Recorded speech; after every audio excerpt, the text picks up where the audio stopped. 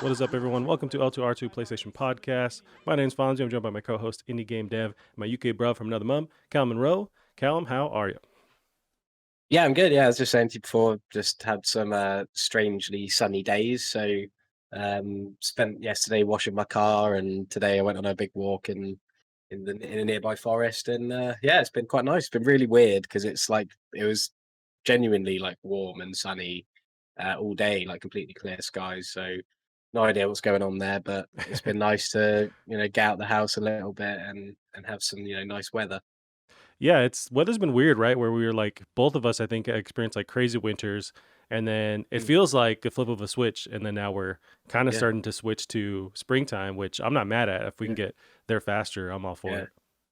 Yeah, I mean, like I said to you before, I think, but I imagine it'll probably snow in March or something because it normally. I'm pretty sure something similar happened last year where it was really nice in February, and then 2 weeks later it was snowing, and then 2 weeks after that it was like basically summer. So it can be very up and down in these sort of early months.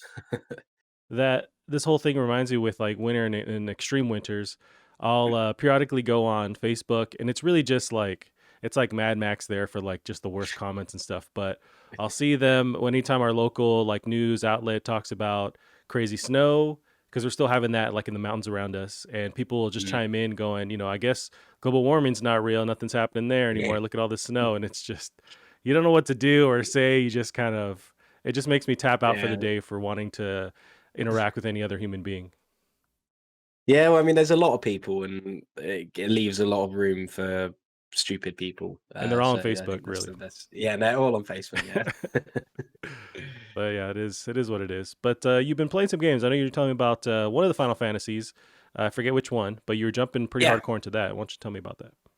yeah. So yeah, I haven't played much of it this week. Unfortunately, I played it a little bit at the beginning of the week, but yeah, I don't have a lot more to say about it really, and I'm Mm. enjoying it, and I'm looking forward to seeing what happens. But I've been mostly playing Persona 5 Strikers, which Oh, came that out was on the one. You're right. Tuesday. And that's been yeah, taking up most of my time. I haven't been playing too much actually recently, but when I have been, it's been Persona 5 Strikers. And it's as you'd expect, it's exceptionally good.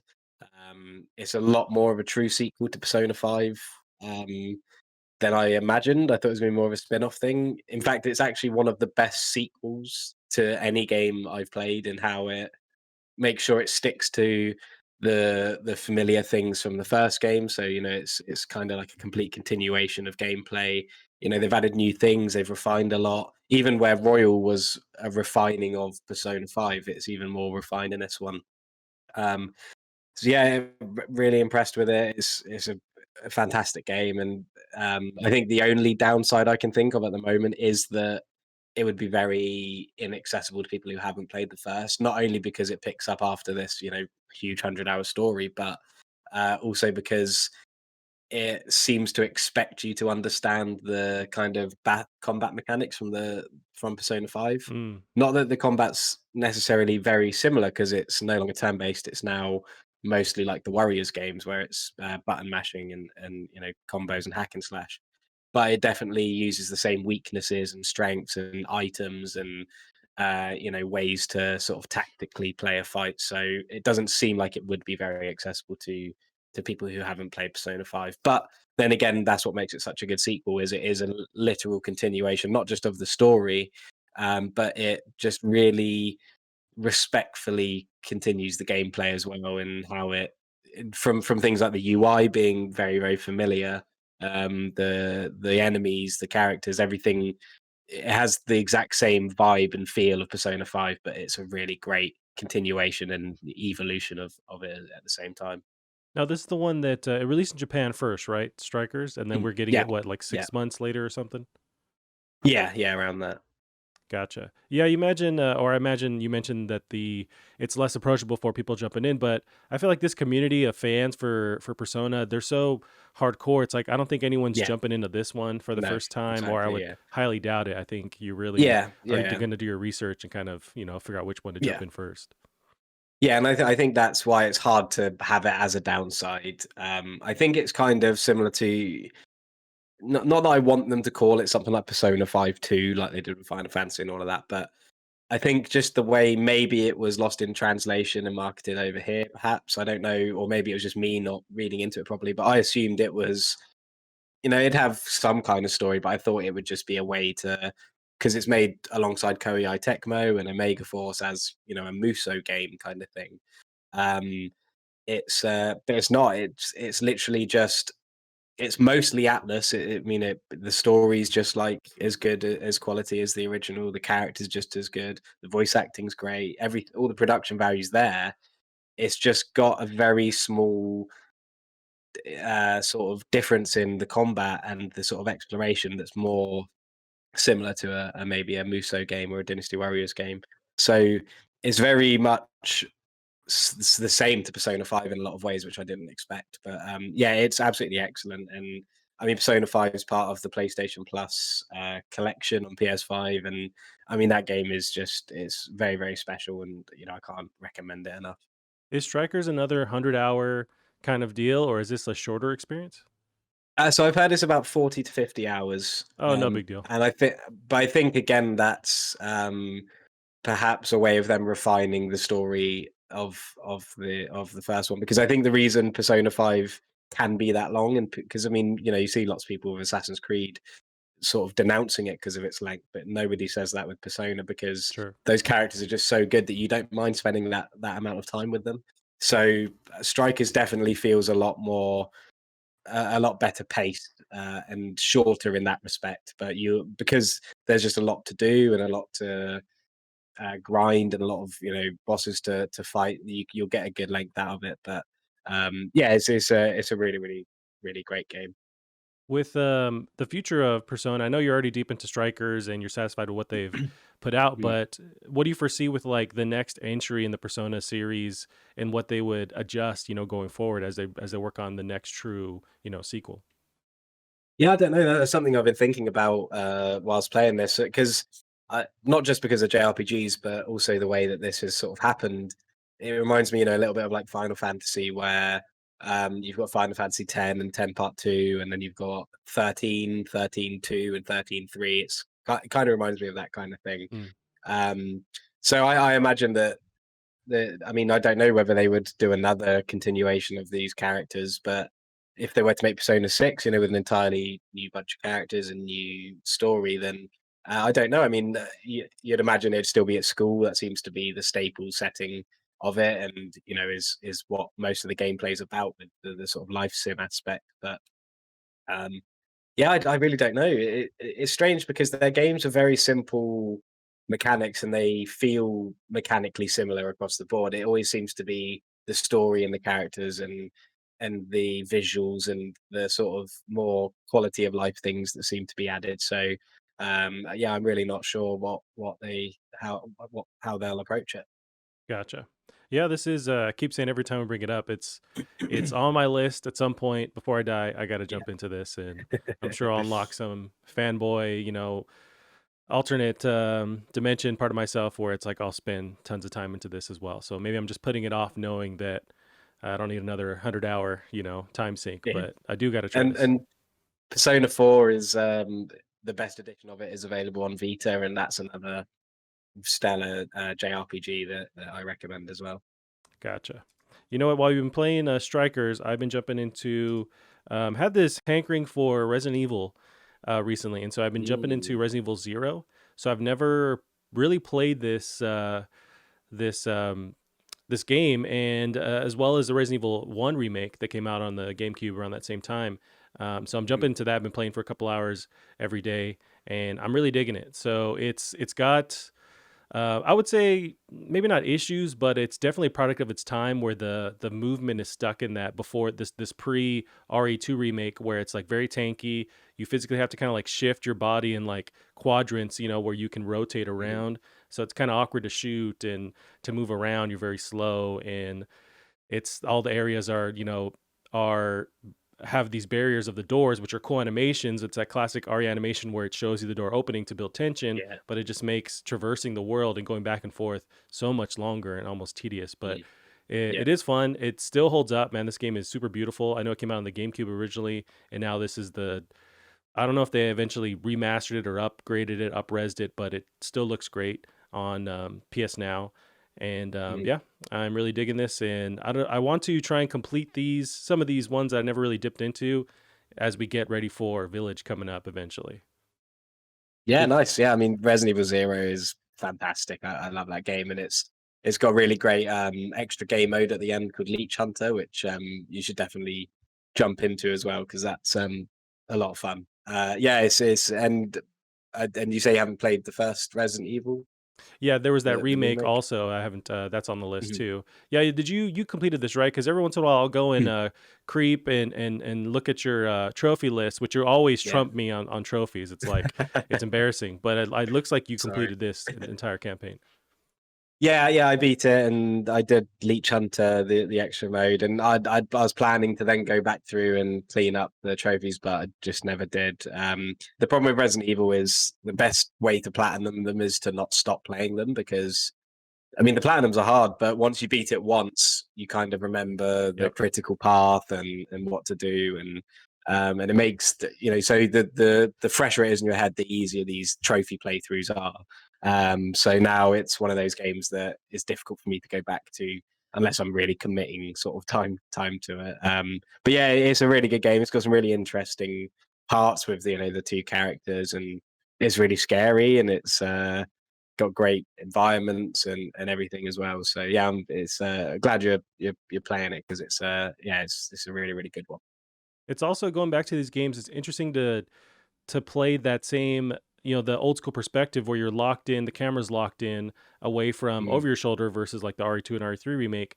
I think that there's a place to bring that back. I'd be interested to see them try to tackle that again, but maybe update the controls a little bit so you can have more control with your aim, but still have mm, the lock camera. Cause I do like how that adds tension. You can't exactly see what's going on, especially around corners. Stuff scares you a bit more. So I would yeah. like them to try and crack that code where they bring that back, but still make it so you know where you're aiming and it's not as much of a weirdness there. Yeah, definitely. I think the older Resident Evil games they terrify me because of the fixed cameras. It's such an effective way of making you dread, what the next screen change. Every time you move to a transition, you dread that transition because it Yep. might reveal something there. And there's lots of times where the camera change will not be pleasant to you, and it will have a zombie right, up near the camera, and uh, yeah, I agree. I think it's something that definitely shouldn't have maybe gone away like it did. I mean, we've seen it in the medium, which does it very well, but unfortunately, Sure. that's not as action orientated as Resident Evil, so it's maybe not as scary. But yeah, it definitely has a place still. But I mean, it's like what we were saying about Ratchet and Clank is there's so many types of games that went away because of a new genre or whatever. But with the Ratchet and Clank games as well, that's showing that these older kind of games they didn't go away because they were bad. They went away just because something new came along, and there's still space for these games that we used to play when we were kids. Right. Yeah, I just keep thinking as I'm playing that, it's like I wouldn't mind this coming back. And Mm, also in the sequel or this prequel to the first one, you have your two characters and you're switching between them and sharing items. And yeah, I just really dig it, and I do want to mm. see this through and try and understand more of the story because I know it gets pretty wonky at times, but Good I'm luck. really digging it. Yeah. Yeah. Yeah, and when you get to Resident Evil, the first remake as well, that game is just incredible. It's horrifyingly scary, like much more scary than Zero as well. Mm. It's yeah, that will shit you up good and proper. That will. That's nice. That's what I'm looking for. All right, Colin, we can jump into some of the news here. So we had the state of play this week, and we did a whole hour reacting to it and talking about it afterwards. So we don't have to spend a bunch of time. Just wanted to recap some of the stuff that was announced here. So we have the February 2021 state of play recap. So the big one, and I know you're super excited for this. So Final Fantasy VII Remake Intergrade was announced for PS5. Final Fantasy VII Remake Intergrade will arrive on PS5 on June 10th, 2021. Not only will the PS5 version be a free upgrade for those who own the PS4 version, there will also be a new story episode players can purchase that will feature Yuffie. So there's been some more news about this releasing where now we were theorizing at that time when we were watching the state of play, we have yet to hear the PS Plus games for March, and Mm, turns out that's going to be a yeah. PS Plus game for March, although it's not the version that gets you the intergrade. if Mhm. you ever play it on PS5. But how'd you feel about this news in general and getting this new story DLC stuff? Yeah, so I mean, the story DLC looks great. It was very unexpected. As you know, Final Fantasy VII Remake was my game of the year 2020. So to get any extra story to that and an excuse to use that combat system again, then yeah, that's great. And yeah, the fact it's on PlayStation Plus, which again, this is a game that was in huge conversation about Game of the Year 2020. I mean, its name speaks for itself. It's a massive game, and for it to be free, no, not even a year after it came out is pretty amazing. And we've said it before, the PlayStation Plus games are only good for the people who maybe saw that game and thought, "Oh, I don't know if that's my cup of tea. I'm not going to pay for it," or Yep. didn't want to take the chance. So this is now the opportunity for people to take the chance and maybe experience their first Final Fantasy game and realize what all the noise is about. And yeah, I think it's really really cool. Yep, same here. So moving on along, we got Kenna Bridge of Spirits will be released on PS4 and PS5 August 24th. They also announced that that's going to be $40 in the States, whatever that equates to in the UK. But it's a cheaper title, which is that's dope. More people pick it Mm. up because of that. We got Yeah, really cool. and Returnal. Also got a deep dive showing more of House Marquee's upcoming PS5 game coming out April 30th. They also revealed that it's roguelike in nature, so that's pretty dope as I like well. how you put April 30th in capitals to make sure you get it right. Yeah, because I think I had just forgotten that it was delayed or something, or I didn't want to realize that living in a Yeah. fantasy world. But so we got Oddworld Soulstorm. It's coming to PS4 and PS5 on April 6th. We have Crash Bandicoot 4. It's about time. The PS5 version was showing off. That's coming out March 12th. And Uh, sorry, mhm. Oddworld, free on PlayStation Plus as well, isn't it? I think when it comes out. I think you are correct. For some reason, I don't have that up. I will Google that real quick. I think because I saw the 'cause I'm sure it said it, but I'm also not sure if it did. You are correct. Yeah. So Oddworld Soulstorm is the PS5 Plus game in April. One of. This is what's quite nice is I know we got it with Destruction All Stars, which is a mare game, and Man Eater, which also was a mare game, but these are new games, and it's kind of a way to try and tussle with Xbox Game Pass. I think. I mean, I think Xbox Game Pass is still much better value and all of that, but definitely some big improvements going on with PlayStation Plus Yeah, at I the think this moment. is definitely a response to them having a lot of their first party stuff, day and date on Game Pass. I think they're really, and PlayStation is kind of strategically choosing which ones, but I think they're making the right Hmm. choice with bringing these games Yeah. that maybe they're, not fringe, but like they're not for everybody, but this gives Hmm. everyone a reason to jump in for, the Yeah. price of PS Plus. Yeah. Cool. So we got that. That is a confirmed. So they spent way too much time, I think, on the multiplayer dodgeball game Knockout City. There's a beta announced for that as well. So it's coming to PS4 on May 21st. May 21st for 1999 in the US. It's going to have PS5 enhancements, whippity doo dah. So we have Absolver developer Slowclap reveal Sifu for PS4 and PS5. That was that action based, almost like kung fu game. Kind of came out of nowhere. It looks really cool. Yeah, that one is exciting. Yeah. I thought Seafood looked really, really great, and I read a little bit more about it yesterday about how every time you die you get older or something, or like because your upgrades carry on Mm, over. So every upgrade you get, for if you then die, it will like add wrinkles and you'll age and things as you're getting more and more experienced as like a sort of old wise Sifu, which I think's a really really cool idea. That's an awesome mechanic. Now, then, is there a limit then for how many times you can die before you're too old or you Well, die? that's what I was thinking, but I imagine if you were to have a run through where you didn't get any new upgrades or you didn't strengthen, then I think maybe you wouldn't age. I think it's only when you gain experience, or Oh, I gotcha. think it's sort of a way to aesthetically show your level in a way. I see. Yeah, I know in the trailer they show the guy develop that dope beard in a second, Yeah, which was pretty cool. yeah. All right, so we got Deathloop, got a extended trailer and this kind of cinematic theme with the James Bond style soundtrack going on in the background. It's coming to PS5 and PC on May 21st, 2021. So there was also a tweet going around, and you had shared it about it coming to Game Pass in 2022 that same year. So it's a timed exclusive, which I think they've talked about being a time exclusive. It's not a console exclusive for Deathloop, but I can't Yeah. seem to find anyone else like official corroborating that same date, but I think it is safe to say it's going to be at least a year until it comes to Game Mhm. Pass. Yeah. But that is Yeah, yeah, I something. think it's gonna be interesting because I know that Arcane have a lot of, diehard fans who will want this as soon as possible, so it's a good timed exclusive to use because not a lot of people will wait if they've got, access to both. Not a lot of people will wait. I think PS5 will attract some people there, so it's a good, exclusivity deal to have, especially considering how close it was to when Bethesda were acquired, so Right. um, it's yeah, and I think I said on Twitter that I might wait until it's on Game Pass just because I haven't played a huge amount of Arcane's games. I mean, I've played the first Dishonored, but and I do like it, but I think I'd like to play through some of their other stuff before I play Deathloop just to kind of get that, you know, to get that feeling of how it's changed and what they've taken from those other games. Because I know that Deathloop looks very similar to Dishonored 2, at least with the teleporting Sure. and everything. So, but yeah, it looks great. And also, it'd be nice to play it PC just with a mouse and keyboard because I'm a bit of a nerd sometimes. No, I can't wait a year, but I hear what you're saying. But because this one is, I can't. This can't come fast enough. But this is, it's a separate conversation. But there's a couple of games where they're so at the heart of it, they're just so weird, and that's right up my alley. But I wonder if like general consumers, I wonder if it translates to not selling well. Say like Control. I love Control. Control is super weird, but it maybe doesn't like translate to everyone to where in a trailer they understand what's going on. And I feel like with Deathloop, Mm, it's the same kind of thing where it is super weird and that hits all my buttons where I want to play it.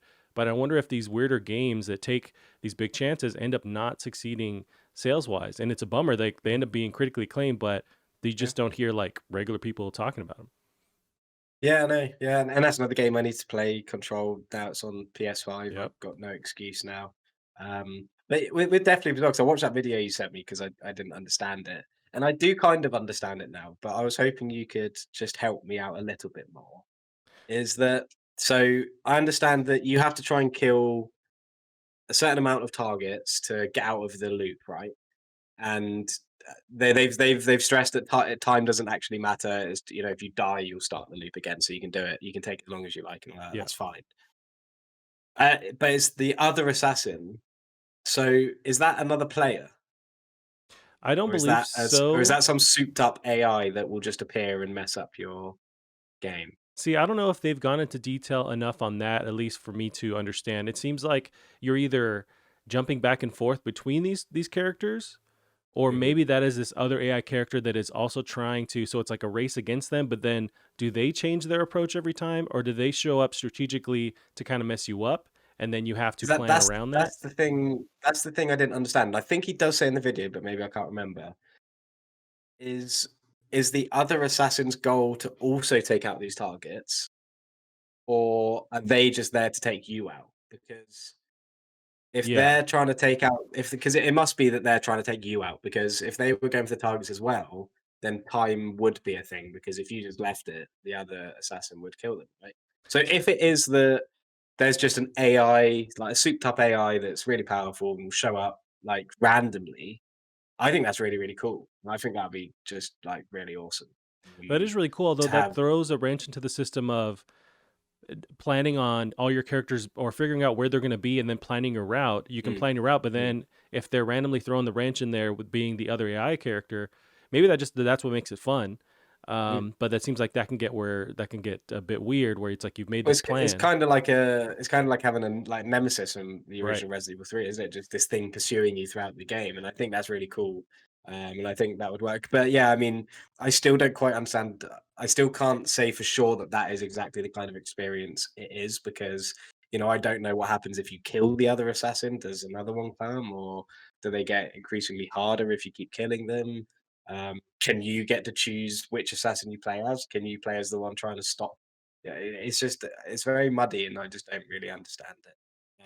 But I'm hoping it's not like if they add the option that you can play in somebody else's game, then that's cool. But I hope that that's an option, and you can have just a hard AI as well. Because I much prefer playing against AI because it's more fun to figure them out and I think anyway, because people are normally better than me at games. Well, you mentioned the idea of someone else jumping into your game. There is a canceled game that I want to say it was from Arcane, and it was, I forget the name of the title, but you can find online, and I think about it every once in a while, where the concept was you're playing against these AI characters, but some of the AI characters are populated by other people in a game lobby. So it's not just you going against AI, just randomly there'll be the NPCs will be Mm, other players. And it was this merge of multiplayer and single player.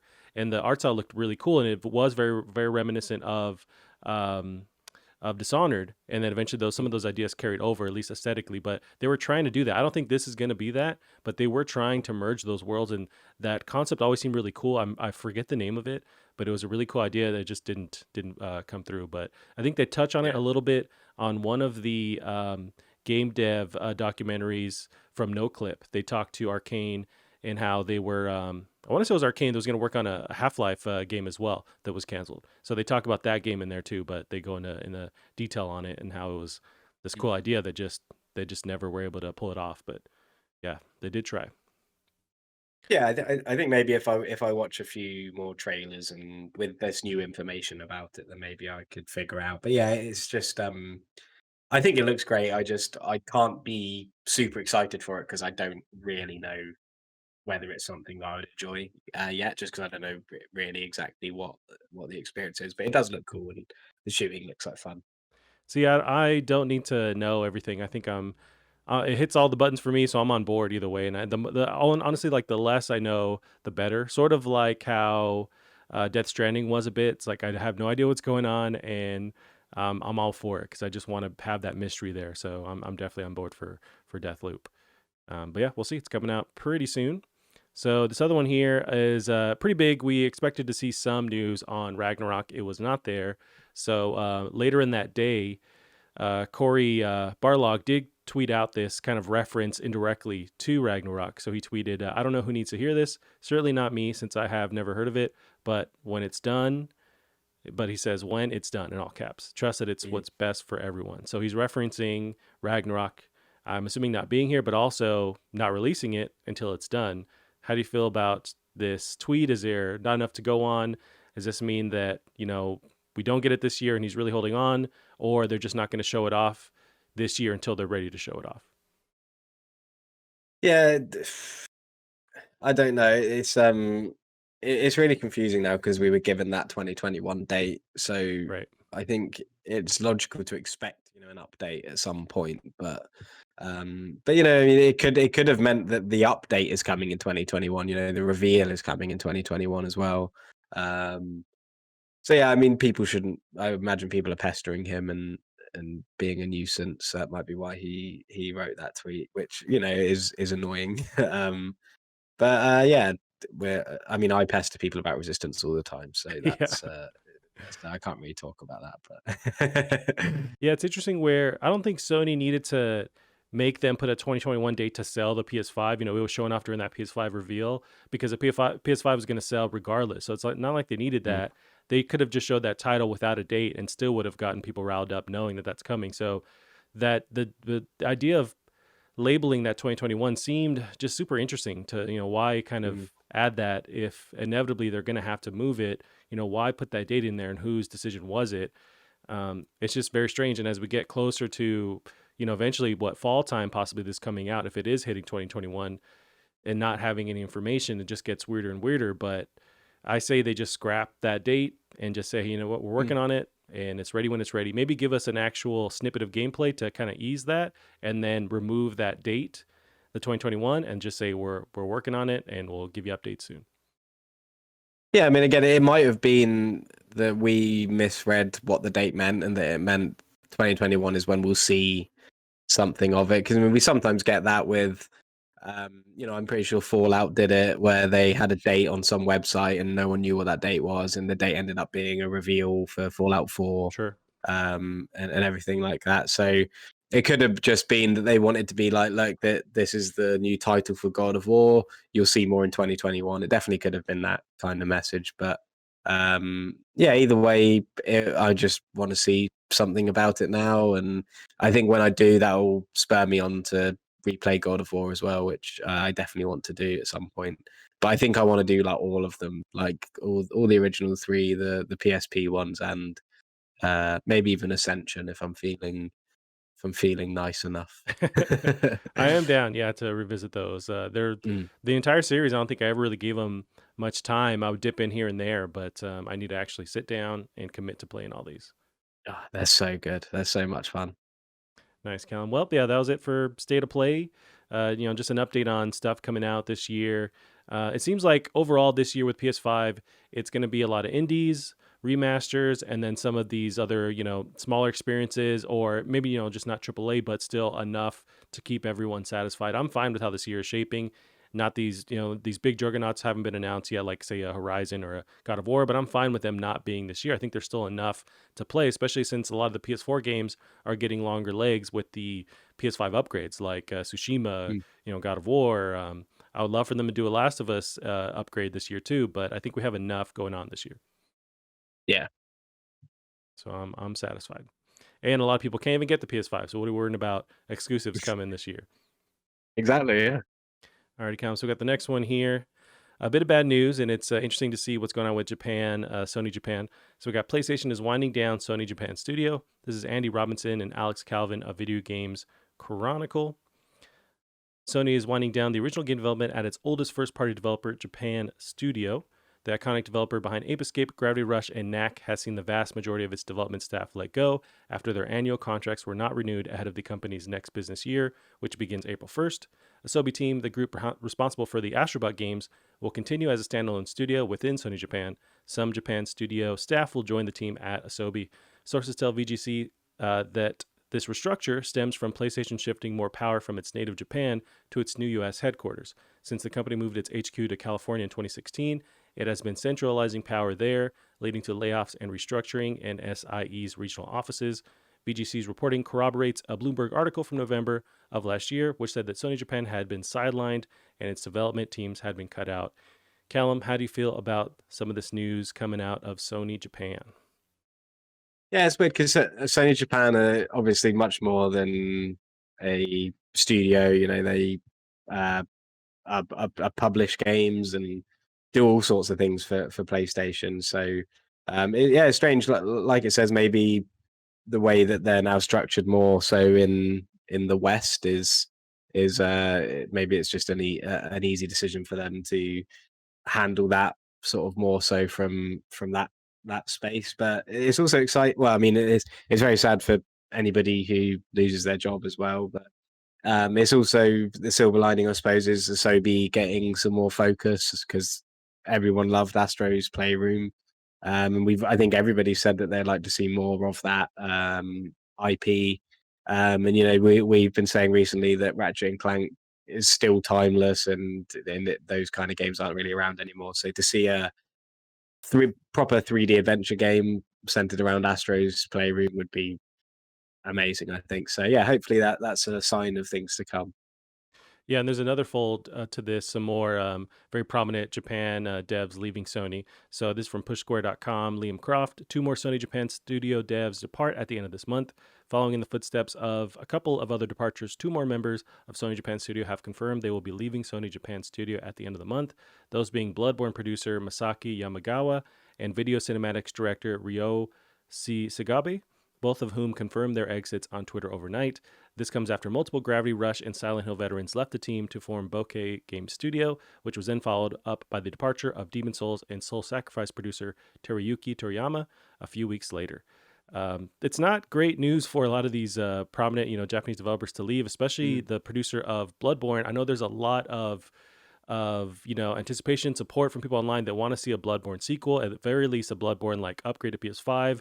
Does that put that on the back burner? Is that now less of a possibility? Does Sony leave that franchise behind? Like, how do you feel about this? Some of this stuff coming out. No, I think I mean a producer leaving can obviously it can be difficult to replace people like that, but I think that's something that I mean I'm sure there's a massive team that worked on Bloodborne and lots of big voices. So I don't think this has any impact on whether or not there'll be a second Bloodborne. I think a cinematics director is probably a harder position to I mean, on paper is a harder position to fill just because Bloodborne is a very cinematic game. So to have the person overseeing that may cause some differences in very minute ways, but yeah, I mean, it's never good to hear people are leaving the team that made something great. So yeah, but I don't think it's too worrisome. Yeah, it's just still a lot we don't know, and it's interesting to see Sony, deviate or just separate itself from Japan as strongly as Yeah, they're doing lately, because it's yeah. just that the heart of PlayStation is there, and to Mm. move away, I don't know what is missing when they do that. If we flash forward 10 years from now, what does that look like now that Sony's more focused on the UK and America, the West? What happens when they lose that Japanese flair? I don't know. Yeah, but I mean, it's going to be interesting because it means PlayStation are moving to ex Microsoft's area of the states, and that's going to be strange. So hopefully, we'll get a new Japanese game console that where all the JRPGs can go, and It's it's possible. free, and also the Resistance trilogy remastered's on it. Because I'd buy that. I know you would, Callum. I know you would. All right, Callum, got the next one here. Some information on the PS5 SSD. So we got PS5 SSD storage expansion. Won't be enabled until summer. Update will also increase fan speed. So this is from Chandler Wood of PlayStationLifestyle.net. According to a report from Bloomberg, PS5 SSD storage expansions won't be enabled until sometime this summer. That same report says the update will increase the cooling fan speed to prevent the console overheating. I kind of forgot about this feature, but it's something that I do want to see. How do you feel about them, finally tackling or letting people upgrade that SSD expansion? Yeah, yeah. I think maybe it's a bit it could have been done for launch, but at least it's coming. And I think we've said before, I think having it as an expansion is a really good idea because it means you don't have to buy an entire terabyte SSD. You only need to buy like 300 400 gigabytes, which Right. hopefully, unless they're going to pull out a PlayStation Vita move, which hopefully should equate to paying less for more storage. Yeah, honestly, before they enable this feature, allowing you to get a cool new super fast SSD, because those are all still very expensive. And I wonder if, with the whole issue with getting electronic components now with Corona and the shortages, I wonder if that's going to also throw a wrench into the system. Before they do this, I'd rather they just enable letting me use my external hard drive to swap games back, PS5 games back and forth, because I have a ton of these external hard drives. So let me just, store my PS5 games there and then move them as I need to, versus having them loaded on this external, or this Mm. expansion bay rather. I'd rather just have them let me move this stuff around. It'd be way easier. Yeah, yeah, I think the external hard drive support is very strange and a very a very Sony move, just a big oversight that they tend to make.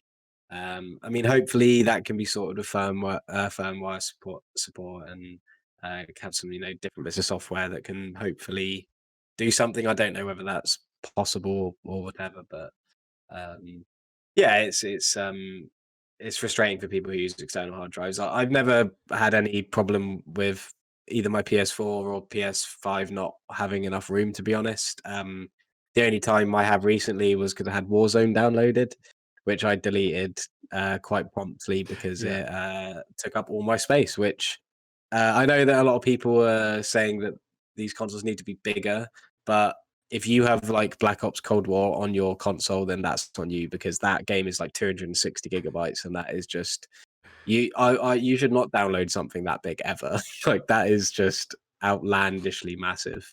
Um, so yeah, if you're complaining about room on your PS5 and you have Black Ops installed, then I think that's more of a problem with Call of Duty than than the size Yeah. of your SSD.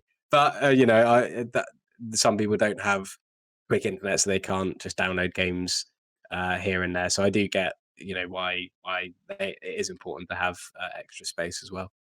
Yeah, it's strange. I mean, I don't think there are a bunch of articles about it, but I don't know if at least Call of Duty fans care enough to, revolt or to not buy, or something that would make Yeah, Activision change gear, where I'm sure that the file size can be optimized, and it's just a lot of like yeah, bloatness and just, extra resolution like images and textures that they just can minimize or like optimize, but they just, because no one really does anything about it, or they're not stopping pre-orders, they're Yeah, just dealing with it and but complaining online.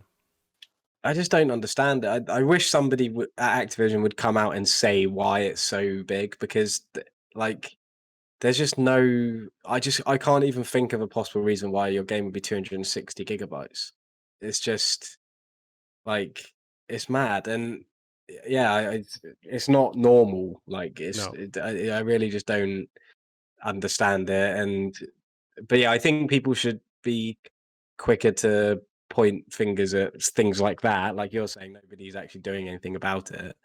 Then yeah, I think people should be quicker to point the finger at that rather than going, "Oh, why is my next gen console storage full?" And it's like, well, it's because you've downloaded a stupid game.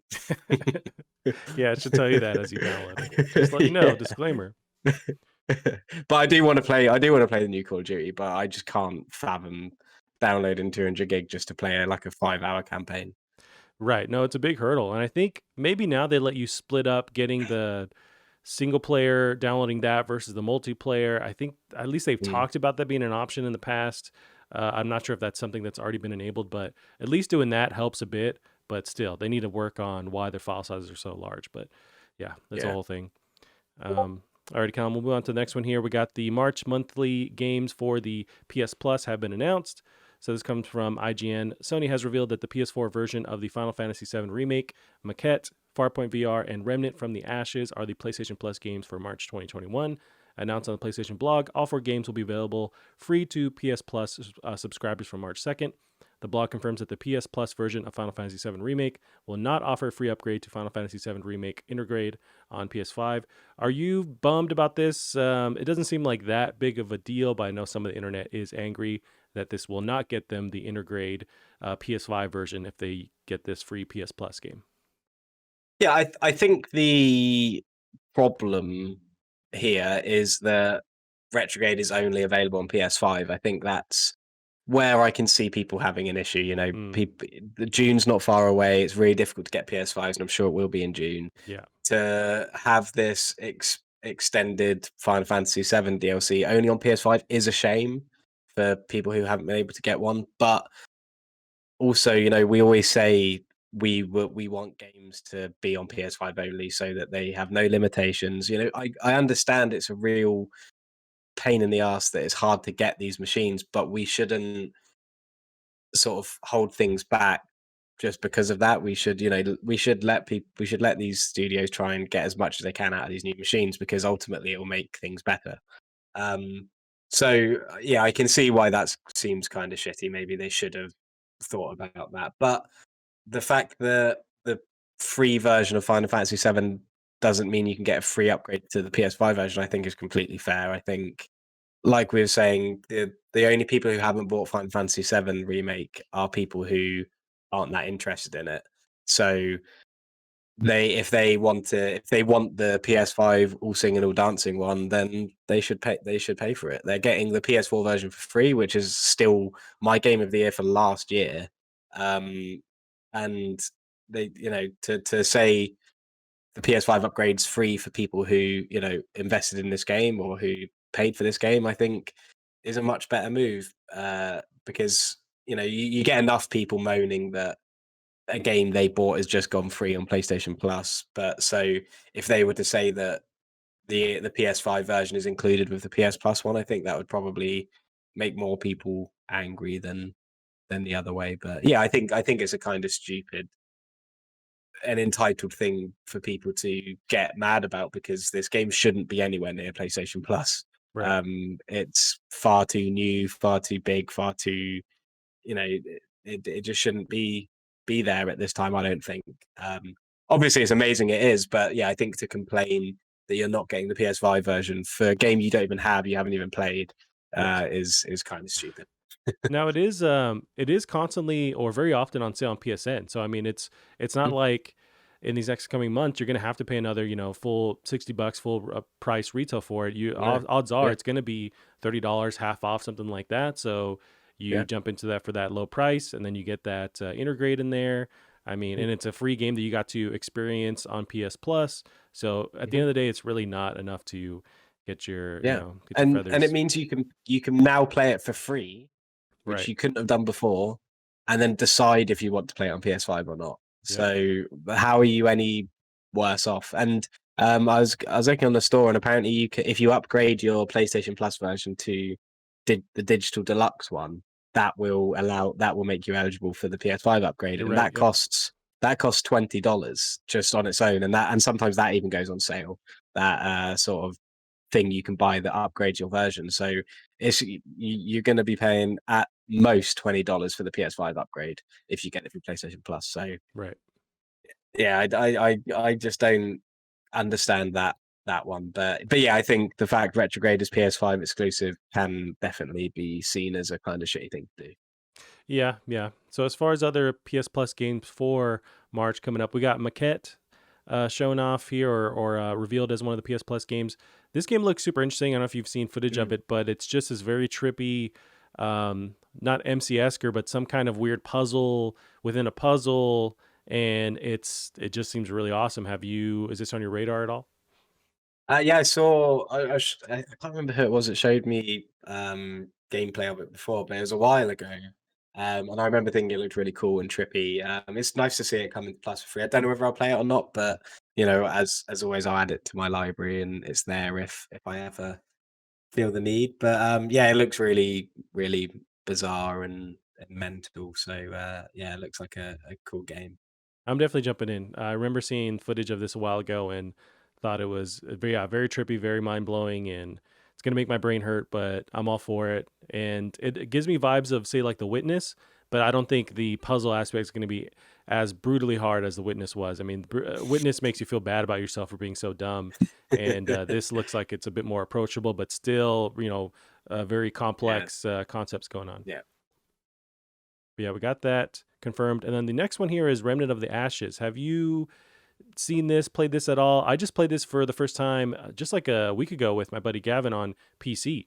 And it came out a year ago. It's pretty interesting. It's very much this looter shooter style of game, sort of like what there's Tom Clancy. Oh boy, Yeah, Division, the sort of like division. that. Yeah. Mixed with a little bit of Gears of War or something. But have you seen this at all? Yeah, actually, the only footage I've seen is for I watched you and Gavin playing it, and Mm. so I was actually quite surprised that you guys played it so soon and it's free on PlayStation Plus. Yeah, it is what it is. Um, He just told me about it, but I it guess makes it's been out me for a year. it makes me feel like one of you guys know something else. Sure. You know something. But yeah, no, it looks really cool. I haven't played it. I haven't really didn't really know much about it to be honest. But yeah, it looks like a pretty solid game, and people always screaming out for co-op experiences and things. So this looks like a pretty cool game. Yeah, it's a solid a game. We spent about 4 or 5 hours playing it, and I don't know how it does when you're playing on your own. We were playing together, but it's pretty addicting. The grind in the game itself. The combat's really tight. The world is super unique with this the Cthulhu style, like enemies and stuff going on, and the whole like steampunk aspect to the weapons, and it's pretty hard, and it will scale for the size of party that you have, and yeah, it's pretty interesting. I would definitely pick this up on a PS Plus. So we got a good lineup, but you know what? The last one here is Farpoint. So I haven't played this. I don't have a PSVR, but did you get a chance with your brother's PSVR to play this at all? Is this on your radar? I haven't played Farpoint. I think this came out just after I sold my PlayStation VR. Hmm. And obviously having the Quest, I haven't been able to try it out, but it looks pretty cool. And I mean, the gun thing with the PlayStation Move thing was kind of questionable, but I'm sure it probably works and feels pretty good, to be honest. So yeah, I think it's good to have more VR games on here as well because Yeah. it can entice people a bit more. And obviously, with the announcement of the other VR headset, it's yeah, it's a good shout, and I'll definitely add it to my library just in case. Yeah, that you mentioned the gun thing. I actually want that to be figured out. The concept of having a physical gun, playing with Mm, VR. I feel like that's just going to add more immersion to it. I haven't yeah, tried it, but I can see where the first response or reaction is it's kind of like a gimmick. It's this thing you have to use. But if you can figure that out, and maybe Farpoint does that, it just will make it feel like you're, in there a bit more versus like just using the joysticks. I think sometimes it can work with VR, but if you can implement that into a shooter, I feel like that's the way to go. But yeah, I am interested to try this. I'll definitely add it to my list, but I just don't know when I'm going to get a PSVR anytime soon. Yeah, yeah. I mean, it's worth adding to the library, but yeah, I mean, not only is it obviously expensive, but it's just a massive pain as well to set up and use, and especially considering we've got quests where it's just like the easiest thing ever to put on and use. It'd be even more horrible now. Right. So we do have some news on PSVR. We can switch to that one real quick. So PSVR 2. Sony confirms PSVR 2 is coming to PS5 along with a new VR controller. So this is Risewood of TechRadar.com. PSVR 2 has entered the room. Published on the official PlayStation blog are the first details of what we can expect from the next iteration of PSVR and PS5. Some of the improvements the PSVR dev team are focusing on include better resolution and field of view, as well as upgrades to the device's tracking and input capabilities. Perhaps best of all, the PlayStation VR on PS5 will be connected by a single cord. This is a far cry from PS4, where multiple wires and adapters were required. Another big focus for the team has been on a new VR controller, which will integrate innovations found in the PS5 DualSense controller. No specifics beyond that were given, but it's possible these features will include the DualSense's haptic feedback and have similar ergonomics. The PSVR 2 blog post admitted that this is just an early update and we won't be seeing the device on store shelves anytime soon, with PlayStation's wording confirming that the PSVR won't be launching in 2021. The post also added the development community has started to work on creating new worlds for you to explore in virtual reality. As such, expect to start seeing a trickle of PSVR 2 game announcements as more about the device is revealed in the future. Maybe some Horizon Zero Dawn VR stuff coming out. Callum, how do you feel about some of these improvements to this PSVR 2 we will eventually get? Yeah, it's really exciting. I think obviously Half-Life Alyx will probably be ported to it, and I think that'll be Ooh, buddy. maybe. I think maybe that will be in the minds of what kind of thing they need. The kind of bar to judge. That's a good flagship game to sort of base your new tech around, because I think the Valve Index will probably be far more sophisticated than whatever the PSVR 2 or even 3 probably will be. Um, so I think using Half-Life Alyx will be a good measuring rod to design it around. I mean, you can play Half-Life Alyx on the Oculus Quest. That's how I did it. Mm, You just plug it into your mm, PC. So, and those controls are very, kind of basic for the tracking and whatnot on the Oculus, and it works great. But it's one of the more basic, style mm, of VR rigs. mm. And so, if PSVR 2 can at least nail that, then yeah, you could Yeah, easily port that game. And you're right, that would be the best way to get people on board for PSVR 2, in addition to whatever Sony is massively. Yeah. hopefully working on with their first party stuff. But they also mentioned using one single cord. I think that was a lot of people's issues with PSVR hmm was the whole monstrosity of cables and stuff going on PSVR. hmm Yeah, I think, I mean, obviously, I'm sure it'll probably use USB-C, same as the Oculus. It seems to be what everything's using nowadays. Yeah. So yeah, that makes things really easy. It's the exact same as if I was to use my Quest with my PC. But that's another thing as well, where I think this is going to be huge, because similarly to how a console is easier to play on than a PC, much easier to just switch on and play. It'll be the same with VR. I mean, I don't know if obviously you've used your VR with Steam and everything, but it's such a massive pain. It's It just is. such a unnecessary ball ache, and um, even more so maybe than the cables of PlayStation VR. So I think this is going to be huge. If games like Half-Life Alyx get ported to it, that's going to be a massive draw for. I mean, it's a draw for me, and I have an Oculus. So yeah, I think that this, if handled properly, this could really go their way. I think. Is a ball lake? Is that the term you use? I like that term. I'm going to use that. Yeah, it's like aches your balls from Yeah. how Yep. No, tedious I it is. got Yeah. it. I Yeah. definitely painted a picture in my mind. I'm going to definitely steal that term. But yeah, making it efficient to and easier to set up, that's a huge deal. I was hoping that they were going to go that full Oculus route where it can be used standalone and also plugged in. but maybe they'd have to, really shove so much tech into the headset that it'd be hard to do. But I mean, Oculus is able to do that. Maybe they're not using having the games at the same caliber as PSVR, but a lot of them do go back and forth with they're available on Oculus and they're available on PSVR. So I don't know, but at least they're doing that. They're also upgrading the controllers. What do you want to see from these upgraded PSVR 2 controllers? I don't know really. I haven't played a huge amount of VR on my Oculus, and I think I really liked my favorite VR experience so far is Resident Evil 7, which uses a controller. Because I like the idea of VR just replacing your monitor. Because obviously you're wearing a VR headset is much more than looking at a monitor, obviously, because you've got depth and you can really understand how far away something is in your surroundings, and it's difficult to explain, but um, and I like that, just playing a game as you would with a controller, but with that experience, I think it's great. And maybe because I like sitting down and not being a hassle. Um, but yeah, I don't know. I think the Oculus controllers are for what they do. I think they're great and worth not copying, but taking inspiration from. I know we saw patents for those kind of like just straight rods that they kind of had with the touch Yeah. things with the fingers. They were kind of weird. And I know that lots of VR headsets are able to track hands now, and that's being Yep. added into games. So yeah, I don't know. I think something physical is obviously needed. You need to have something to hold, something to really immerse you in. But yeah, I mean, for me, I don't feel necessarily qualified to say what I think a good controller would be, because I just like playing VR games sat down with a controller. Yeah.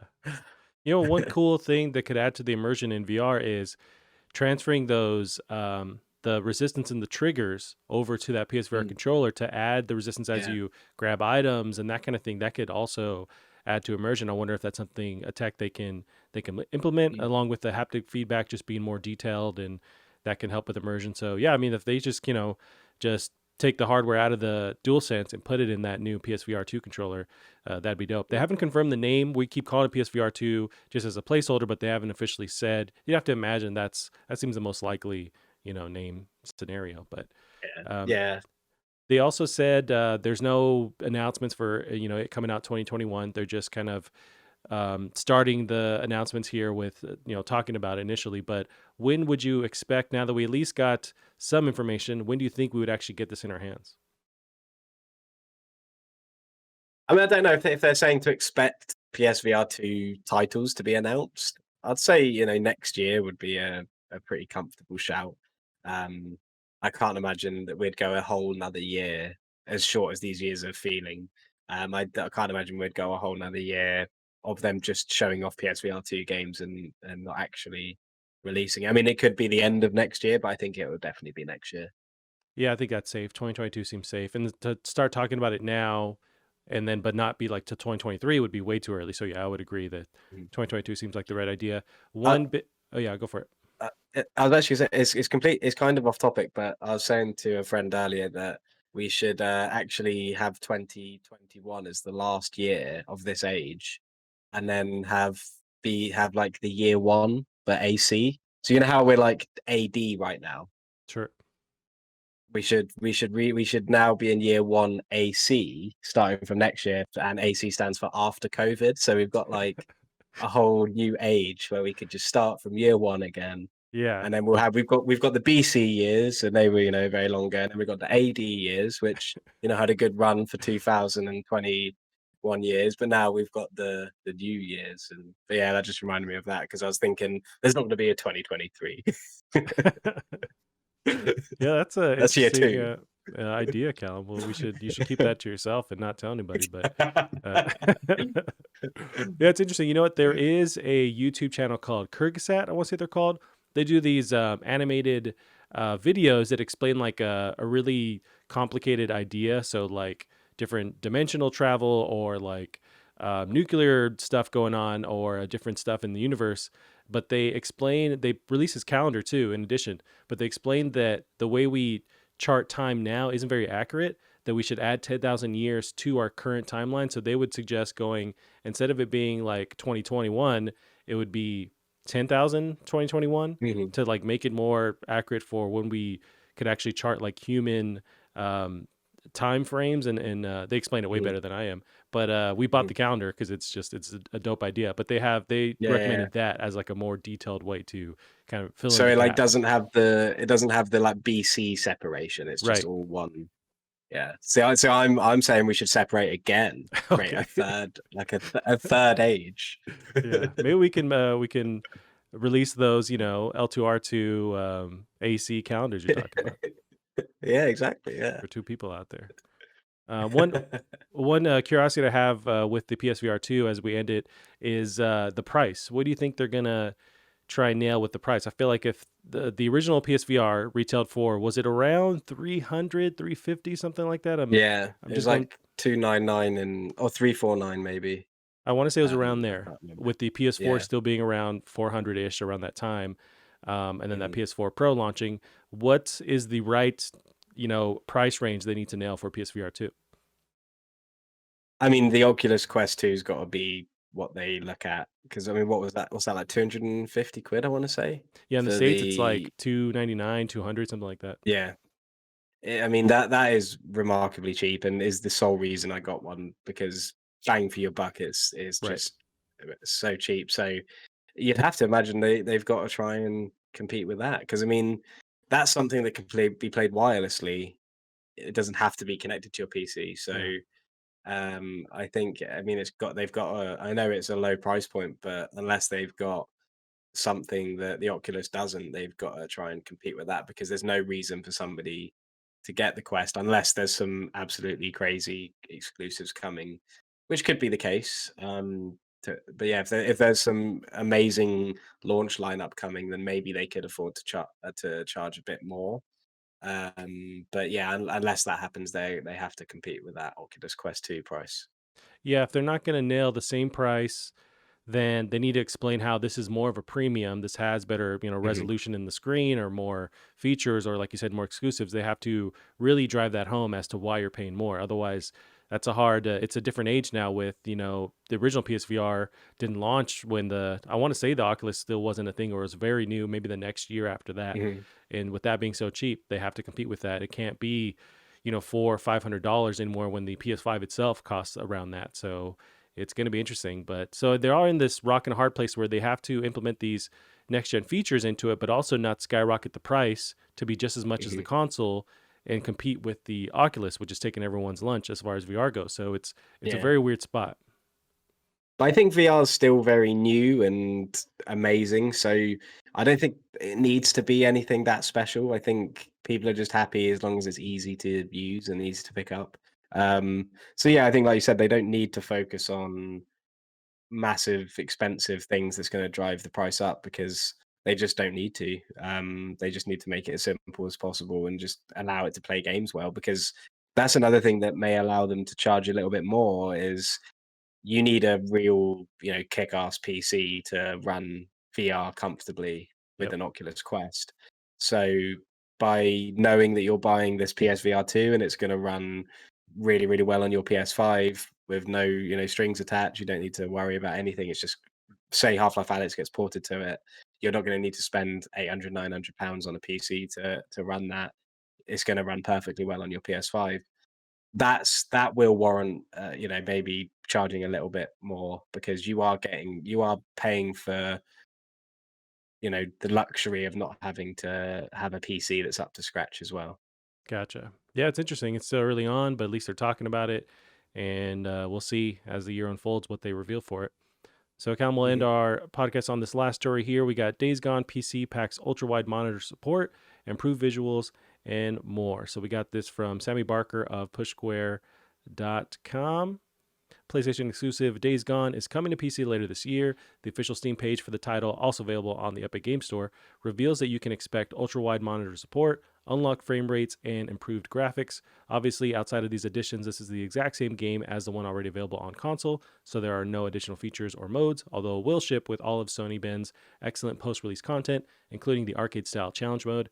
Sony Interactive Entertainment CEO Jim Ryan stated this week that, quote, a whole slate of PlayStation games for PC are on the way, starting with Days Gone this spring. So, Callum, in addition to Days Gone coming, how do you feel about them finally, announcing that they're going to bring more titles to PC? I think this is great news. Of course, the internet, as it does, is now complaining. But how do you feel about this?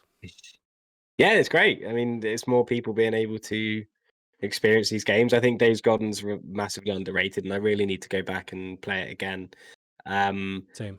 and yeah, I think we've said loads of times that Days Gone would be a perfect game to go to PC because it's a new IP.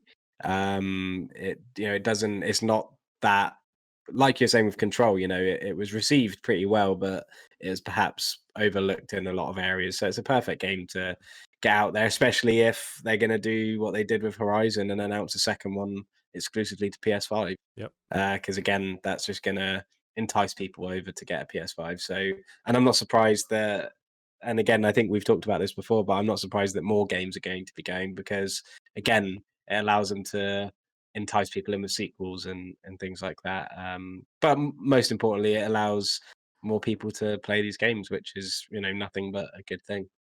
Yeah, everybody wins really because now the PC crowd gets to play this. This hopefully, I mean, they're kind of elitist when it comes, the PC crowd, but hopefully this Hmm. infiltrates their brain and that makes them think, oh, you know what, I might pick up the PS5 so I can play this next Hmm. Horizon, this next Hmm. Days Gone. So I think it works for Sony for building more of a fan base, and then it gets into more players' hands. You get that unlocked frame rate and all these different features for these games. So it's a no brainer. But and I don't see this in my own feed on Twitter, but I don't follow a lot of like PlayStation trolls. But apparently, there are a lot of PlayStation fans out there, fanboys that are very upset to see these exclusive games go to PC. Do you give that any credit? Like, how do you feel about people getting angry that this is happening more now? It's just I don't even know.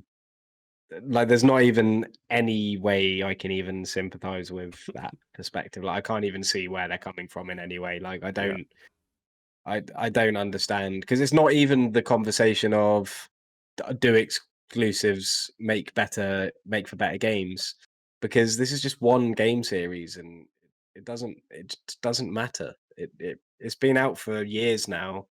I think any exclusivity sort of benefits have completely run their course.